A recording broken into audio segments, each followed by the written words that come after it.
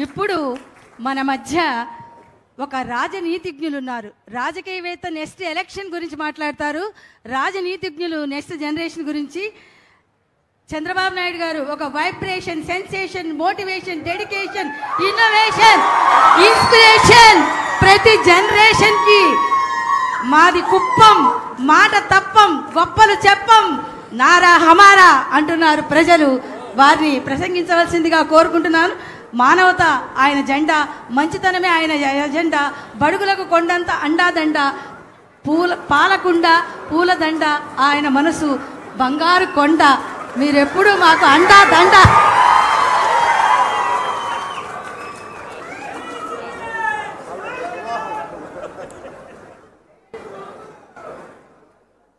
ఉప ముఖ్యమంత్రి, అటవీ శాఖ, పర్యావరణ శాఖ, అదే మరి పంచాయతీ రాజ్ శాఖ మంత్రివర్యులు, అదే మరిగా ఒక మంచి మిత్రుడు శ్రీ పవన్ కళ్యాణ్ గారు, సహచర మంత్రివర్గ సభ్యులు, వేదికపై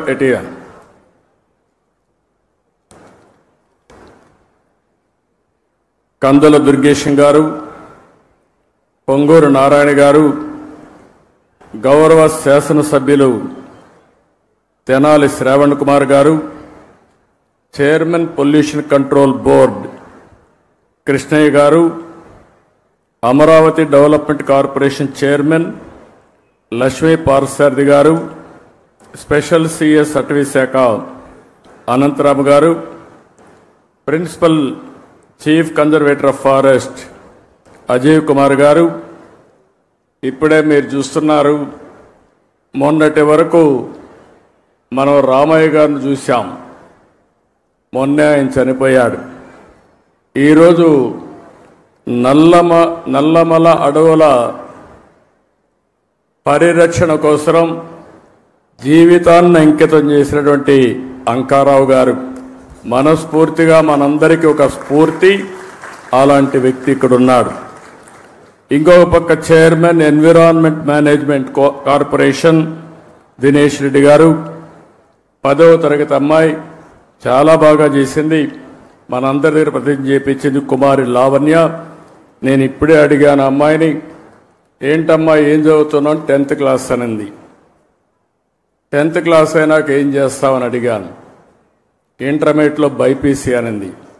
అంటే డాక్టర్ అవుతావా అంటే తప్పకుండా డాక్టర్ అయి పేద ప్రజలకు సేవ చేస్తానని ఘంటాపదంగా చెప్పింది.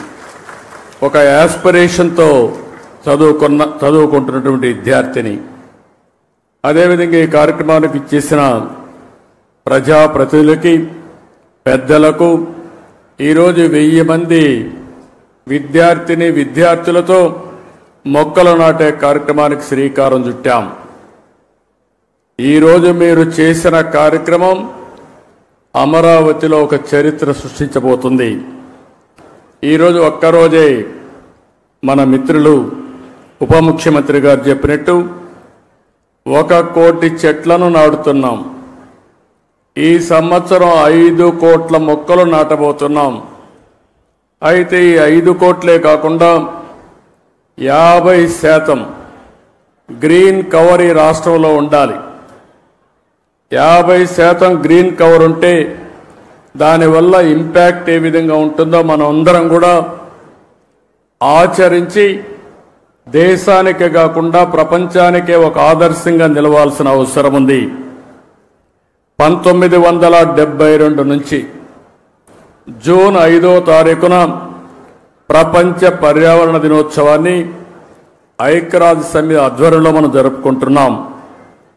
దీనికి కారణం మీరు చూస్తే ఈ సంవత్సరం ఒక థీమ్ ఇస్తారు, ఎండ్ ప్లాస్టిక్ పొల్యూషన్. ప్లాస్టిక్ పొల్యూషన్ని పూర్తిగా దీన్ని కంట్రోల్ చేయాలి. దీనికి ఏ విధంగా రీసైకిల్లో ఇవన్నీ ఉపయోగించాలి అనే విషయంలో అవగాహన పెంచడానికి తీసుకున్నాం. మన రాష్ట్రానికి మనం ఒక్కసారి వస్తే 37,421 చదరపు కిలోమీటర్ల అడవులు ఉన్నాయి. ఇది మొత్తం విస్తీర్ణంలో 22.96%. ఈరోజు మన రాష్ట్రానికి ఒక పెద్ద అడ్వాంటేజ్ ఏంటంటే అడవుల్లో చెట్లు ఉండడమే కాకుండా రాయలసీమలో నల్లమలై ఫారెస్ట్ ఉంది. అదే రాయలసీమలో హార్టికల్చర్ పెద్ద ఎత్తున అభివృద్ధి అవుతా ఉంది. ఎప్పుడైతే హార్టికల్చర్ బాగా అభివృద్ధి అయ్యే కొందికి ప్లెయిన్ ఏరియాలో కూడా చెట్లు వస్తున్నాయి. దీనివల్ల గ్రీన్ కవర్ పెద్ద ఎత్తున పెరిగింది. దీనికి ఉదాహరణగా మీరు చూస్తే ఈరోజు రాష్ట్రంలో 30.05% గ్రీన్ కవర్ ఉండే రాష్ట్రం మంది. దీన్ని 50% తీసుకుపోవాలనేది మనందరి లక్ష్యం. ఒకప్పుడు నేను 2 ఏళ్ళు 3 ఏళ్ళు చెట్లు కూడా ఉండేటివి, పెద్ద చెట్లు నాటేవాళ్ళం. ఒకప్పుడు కాంగ్రెస్ పరిపాలనలో మీరు ఒకసారి చూస్తే చెట్లు నాటడం అంటే వాళ్ళకి అవగాహన ఉండేది కాదు. ఫోటో కోసం చెట్టు నాటి ఫోటో అయిపోతానే చెట్టు ఎక్కడుందో కనపడేది కాదు. తర్వాత ఇటీవల గవర్నమెంట్ వచ్చింది, వాళ్ళకి చెట్లంటే తెలియని గవర్నమెంట్ అది.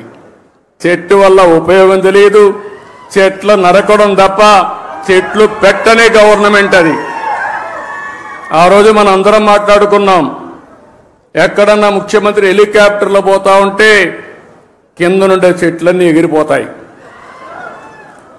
ఈరోజు నేను వస్తున్నా, మా ఉప ముఖ్యమంత్రి వస్తున్నాడు, ఎక్కడైనా ఒక్క చెట్టు నరుకుతున్నావా తమ్ముళ్ళు చెల్లెమ్మలు మీరే చెప్పమని మిమ్మల్ని అందరూ అడుగుతున్నా.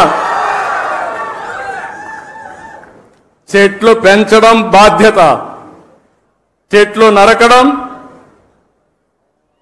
దుర్మార్గం. కొన్ని దేశాల్లో అయితే శాశ్వతంగా జైల్లో పెడతారు చెట్లు నరికితే. చెట్టు నరకాలంటే కూడా ప్రభుత్వ పర్మిషన్ ఇస్తే తప్ప చెట్టు నరకడానికి వీలు లేదు. చెట్టు నరికితే మనిషిని చంపినటువంటి నేరంగా చిత్రీకరించి వాళ్ళపైన యాక్షన్ తీసుకునే పరిస్థితి వస్తుంది. అందుకే నేను మిమ్మల్ని ఒకటే కోరుతున్నాం, 4-5 సంవత్సరాల్లో మన రాష్ట్రం కనీసం 37% గ్రీన్ కవర్ కావాల్సిన అవసరం ఉంది. దీనికి హార్టికల్చర్ డెవలప్ చేస్తాం. ఇప్పుడే పవన్ కళ్యాణ్ గారు చెప్పారు చాలా స్పష్టంగా. ఎప్పుడు కూడా నాకు ఒక అనిపిస్తుంది, ఇవన్నీ మనం అనుకోవడం, ఇవన్నీ కానీ ఆచరించగలిగితే, నేను ఒక మాట అడుగుతున్నా ఇక్కడ ఉండే వాళ్ళందరినీ, మీ లైఫ్లో 10 చెట్ల కంటే ఎక్కువ పెట్టి మేము పెంచుతున్నామని చేలిపైకెత్తండి. 10 చెట్ల కంటే ఎక్కువ. ఓకే, అందరూ ఆక్సిజన్ తీసుకుంటున్నారా లేదా? గాలి పీలుస్తున్నారా లేదా? మిగిలిన వాళ్ళకి గాలి పీల్చే అర్హత ఉందా? ఇప్పుడు ఏం చేస్తారో చెప్పండి. చెట్లు పెడతారా లేదా? చెట్లు పెట్టే బాధ్యత మీద అవునా కాదా? అవునంటే చేలిపైకెత్తండి. ఇదే నేను కోరుకుంటున్నా. ఒక అవేర్నెస్ రావాల్సిన అవసరం ఉంది. ఈరోజు మీరు ఒక్కసారి చూస్తే ప్రపంచానికి ఒక పెద్ద సవాల్ గ్లోబల్ వార్మింగ్. అంటే వాతావరణం ఉష్ణోగ్రతలు పెరుగుతున్నాయి. దీనివల్ల మీరు చూస్తే వర్షాలు తగ్గిపోతున్నాయి, భూగర్భ జలాలు ఇంకిపోతున్నాయి, సాగు ప్రమాదంలో పడతా ఉంది. తాగునీరు లేకుండా ఎక్కడికక్కడ ఫ్లోరైడ్ కంటెంట్ పెరిగిపోయి అనారోగ్యం పాలవుతున్నాం. దేవుడు అన్ని విధాలా బాగా పుట్టిస్తే ఈ నీరు దాగి వికలాంగులుగా తయారయ్యే పరిస్థితికి వచ్చాం. అందుకే ఇప్పుడే అంకారావు గారి స్టోరీ విన్నాం. మనమందరం చిన్నప్పుడు చదువుకునే వాళ్ళం, నేను కూడా చదువుకున్నాం. ఆ రోజు మీరు చూస్తే ఆ కథ ఒకసారి చూస్తే ఒక వృద్ధుడు చెట్టు పెడతా ఉంటాడు, రాజు అక్కడికి వస్తాడు. ఆ వృద్ధుడికి వయసు అయిపోయింది. అతన్ని చూసి అడుగుతాడు ఆసక్తిగా, నీ వయసు అయిపోయింది, ఇప్పుడు చెట్టు పెడుతున్నావు, ఈ చెట్టు ఫలాలను తింటావా అని అడుగుతాడు. అప్పుడు ఆ వృద్ధుడు చెప్తాడు, మహారాజా పక్కన చెట్టు ఉంది చూడు, మా పూర్వీకులు పెట్టారు, దాని ఫలాలు నేను అనుభవిస్తున్నా, నేను పెట్టే ఈ చెట్ల ఫలితాలని నా పూర్వీకులు మా పిల్లలు అనుభవిస్తారని ఆ వృద్ధుడు చెప్పాడంటే అది విజ్ఞతని మీ అందరికీ తెలియజేస్తున్నా. ఆ విజ్ఞతతో మనందరం ప్రవర్తించాల్సిన అవసరం ఉంది. స్వార్థంతో బ్రతకడం కాదు. అలాంటివన్నీ కూడా మనం ఒక్కసారి ఆలోచించుకుని ఆ తాత చెప్పే కథే మనకు ఒక ఆదర్శం. ఇప్పుడు అంకారావు చేసిన పని మనందరికీ ఒక ఆదర్శం అని చెప్పి మీ అందరికీ తెలియజేస్తున్నా. నాకు ఒకసారి ఎప్పుడూ నాకు గుర్తుండేవాడు, ట్రీ మ్యాన్గా గుర్తింపయ్యాడు. ఆ రోజు పద్మశ్రీ వనజీవి రామయ్య